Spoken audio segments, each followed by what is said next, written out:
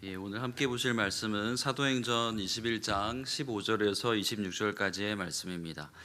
자리에서 일어나셔서 사도행전 21장 15절에서 26절까지 한 절씩 교독하겠습니다. 이 여러 날 후에 여장을 꾸려 예루살렘으로 올라갈새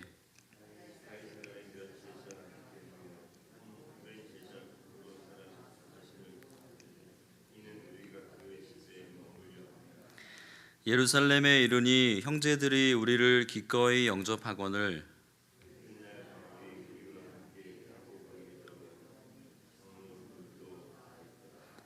바울이 무난하고 하나님이 자기의 사역으로 말미암아 이방 가운데서 하신 일을 낱낱이 말하니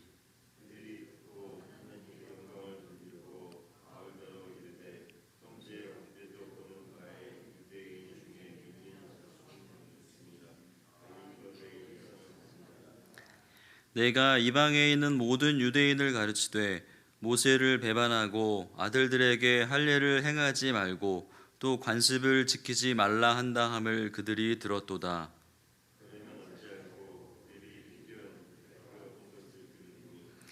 우리가 말하는 이대로 하라. 성원한 네 사람이 우리에게 있으니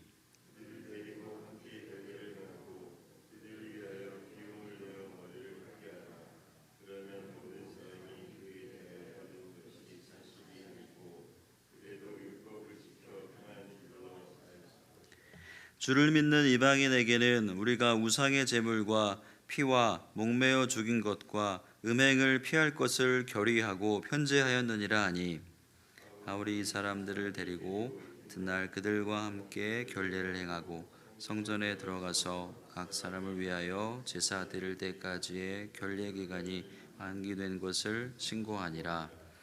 아멘. 자리에 앉으시겠습니다. 이번 DR 선교의 킥오프 모임을 시작하면서 나누었던 메시지가 있습니다. 뱀처럼 지혜롭고 비둘기처럼 순결하라. 마태복음 10장 16절 말씀입니다. 뱀처럼 지혜롭게라는 말은 상황에 유연하게 대처하라는 말씀입니다. 구렁이 담 넘어가듯이 라는 그 말이 있는 것처럼 때로는 그 상황을 피해서 가는 것이 지혜롭다는 것입니다. 이번 선교 여행에서도 기본적으로 이렇게 짜여진 스케줄이 있었지만 순간순간 불가피하게 스케줄을 변경하기도 했습니다. 그때마다 인도해 주시는 대로 지혜롭게 대처하고자 했습니다. 사도 바울도 3차에 걸친 선교 여행 동안 동일한 전략을 취했습니다. 상황에 따라서 사람들과의 충돌을 피하기 위해서 멀리 돌아가기도 했습니다. 때로는 죽음을 각오하고서 영혼들을 만나러 그 어려움 가운데로 들어가기도 했습니다. 오늘 본문에서도 복음을 전하기 위해 한 영혼을 얻기 위해 사사로운 충돌을 피하는 바울의 모습을 발견합니다. 한 영혼이라도 더 얻기 위해서 유연하게 대처하는 바울의 모습을 본문 가운데서 볼 수 있습니다. 지난 시간 바울은 가이사랴의 그 빌립 집사의 집에 머물렀습니다. 그곳에서 예루살렘으로 가지 말라는 제자들의 간곡한 부탁을 뿌리치고 예루살렘으로 떠났습니다. I'm ready. 성령님의 음성에 순종해서 그의 사명에 충실하게 순종의 길을 떠났습니다. 가이사랴에서 지금 예루살렘으로 가는 그 거리는 약 100km 정도입니다.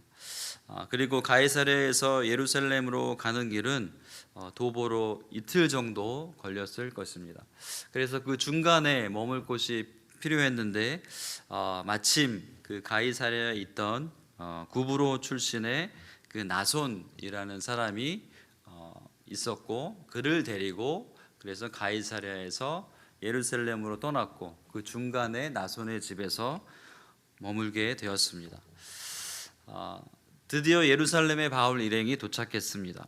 예루살렘의 형제들도 이 바울 일행을 반갑게 맞이해 주었습니다. 그 이튿날 바울 일행은 예루살렘 교회의 야고보 장로를 찾아갔습니다. 예수님의 동생인 야고보가 예루살렘 교회를 섬기고 있었습니다. 바울은 예루살렘 교회에 야고보를 비롯한 장로들에게 사역 보고를 했습니다. 특히 이방인의 선교에 대해서 상세하게 나눴습니다. 바울이 이방인들에게 복음을 전했을 때에 많은 사람들이 예수님을 구주로 고백하고 복음을 받아들였습니다. 선교 보고를 받은 유대인 리더십들도 함께 기뻐했습니다. 그런데 한 가지 우려되는 포인트가 있었습니다. 그것은 바울이 이방인뿐만 아니라 이방 사람들 가운데서 사는 유대인들에게도 복음을 전하면서 조상의 법과 관습을 버리라고 가르친다는 그 소문을 들었기 때문입니다. 20절과 21절 말씀입니다. 그들은 이 말을 듣고서 하나님께 영광을 돌리고 바울에게 말하였다. 형제여, 당신이 보는 대로 유대 사람 가운데는 믿는 사람이 수만 명이나 되는데 그들은 모두 율법의 열성적인 사람들입니다. 그런데 그들이 당신을 두고 하는 말을 소문으로 듣기로는 당신이 이방 사람 가운데서 사는 모든 유대 사람에게 할례도 주지 말고 유대 사람의 풍속도 지키지 말라고 하면서 모세를 배척하라고 가르친다는 것입니다.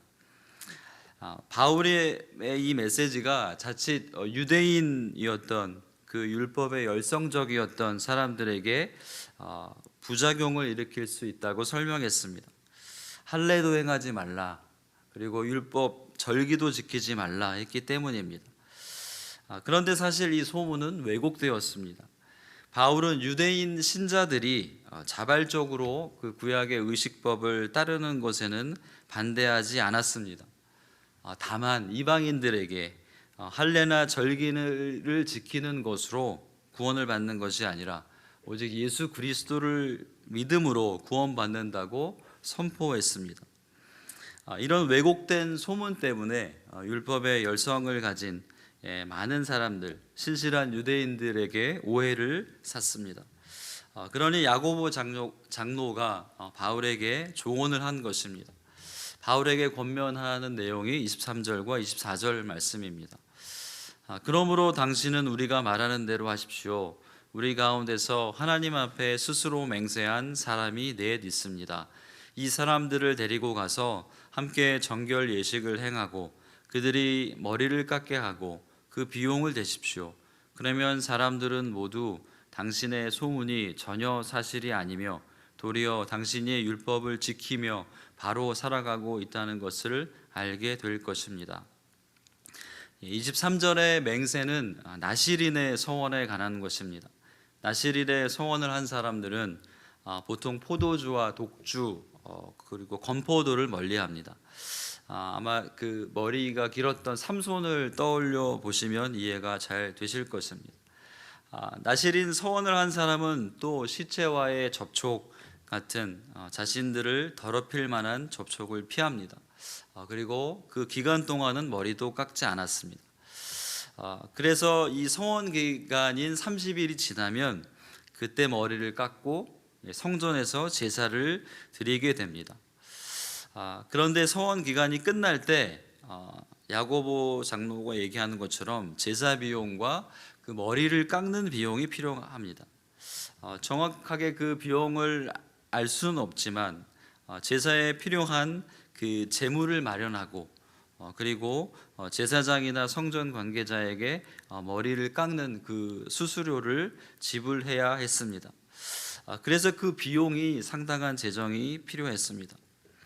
바울이 헌금으로 성도들의 헌금으로 사역을 했고요. 그리고 그것이 충당이 되지 않을 때는 텐트를 만들면서 그렇게 전도 여행을 다녔던 바울입니다. 이 상황을 보았을 때 바울에게도 재정적 부담이 되는 그런 금액이었습니다. 그런데 당시 유대 사회에서는 경제적으로 여유가 있는 사람이 가난해서 서원 제물을 마련하지 못하는 사람들의 비용을 대신 내주는 것으로 경건하고 자비로운 덕행을 행한 것으로 이렇게 여겼습니다. 그래서 예루살렘 교회의 장로들은 바울이 서원한 4명의 그 비용을 대준다면 바울이 여전히 유대 율법과 그리고 관습을 존중하고 있는 것을 그 소문이 왜곡되었다는 것을 사람들에게 보여줄 수 있는 기회라고 권면하는 것입니다.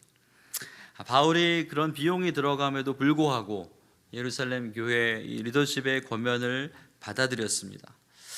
바울이 이렇게까지 대가를 치르고 나서 그렇게 헌금을 한 이유가 무엇이겠습니까? 자신의 명성 때문이 아니고 단순히 그 소문에 대한 오해를 풀기 위해서도 아닙니다. 바울이 예루살렘 교회 리더십의 권면을 따른 것은 결국 유대인이건 이방인이건 상관없이 그 영혼들을 구원하기 위해서입니다. 복음의 본질이 아닌 그 문제에 대해서는 기꺼이 유대인의 그 문화와 입장에 맞춘 것입니다. 동시에 이방인 크리스찬들에게도 최소한의 율법을 지키기로 한 것을 그 예루살렘 공회에서 그렇게 승인된 것들을 나눈 적이 있습니다. 그 율법을 리마인드했습니다. 그 내용이 25절 말씀입니다. 신도가 된 이방 사람들에게는 우상의 제물과 피와 목매어 죽인 것과 음행을 삼가야 한다는 것을 우리가 결정해서 써 보냈습니다. 그러니까 바울은 율법을 지키고 말고의 문제가 아니라 유대인이나 이방인 할 것 없이 예수 그리스도로 인하여서 그 영혼이 구원받는 것에 그의 마음이 있었습니다. 그래서 바울은 한 영혼이라도 더 구원하고자 하는 마음으로 유대인에게 왜곡된 소문에 대해서 그것들을 해명할 그 기회를 그 행동을 옮기게 되었습니다. 바울의 이 마음은 고린도전서 9장에 잘 표현되어 있습니다. 9장 20절과 22절 말씀에 유대 사람들에게는 유대 사람을 얻으려고 유대 사람 같이 되었습니다. 율법 아래에 있는 사람들에게는 내가 율법 아래에 있지 않으면서도 율법 아래에 있는 사람을 얻으려고 율법 아래에 있는 사람 같이 되었습니다. 믿음이 약한 사람들에게는 약한 사람들을 얻으려고 약한 사람이 되었습니다. 나는 모든 종류의 사람에게 모든 것이 다 되었습니다. 그것은 내가 어떻게 해서든지 그들 가운데서 몇 사람이라도 구원하려는 것입니다. 바울은 복음을 전하면서 뱀처럼 지혜롭게 행동했습니다. 유대인이나 이방인이나 믿음이 약한 자들도 구원하고자 지혜롭게 행동한 것입니다. 우리의 삶과 사역에서도 이 뱀처럼 지혜롭게 행하길 원합니다. 한 영혼을 구원하고자 유연성 있게 대처하길 원합니다. 우리의 삶과 사역을 통해서 소중한 영혼들이 주님께 돌아올 수 있기를 간절히 소원합니다. 기도하겠습니다. 사랑과 진리의 주님, 오늘도 우리에게 완전히 새로운 하루를 허락해 주셔서 감사합니다. 우리의 삶과 사역 안에서 지혜롭게 행하고 또 유연하게 대처할 수 있는 지혜를 허락하여 주시옵소서. 우리의 일상에서 주님을 만나는 경험이 풍성하게 하시고 만나는 사람들에게 하나님의 이야기를 잘 전할 수 있는 용기도 더하여 주시옵소서. 이 시간 성도님들의 영육간의 강건함을 위해서 기도드립니다. 암 수술을 앞두고 있는 집사님, 좋은 의료진을 만나 수술을 잘 받을 수 있게 하여 주시옵소서. 또 수술 후에 건강을 회복하고 있는 가운데 계신 권사님, 그리고 집사님들이 온전히 회복하도록 도와주시옵소서. 하루빨리 또 함께 모여서 더 건강한 몸으로 또 함께 예배할 수 있는 은혜들을 허락하여 주시옵소서. 내일은 거룩한 주일입니다.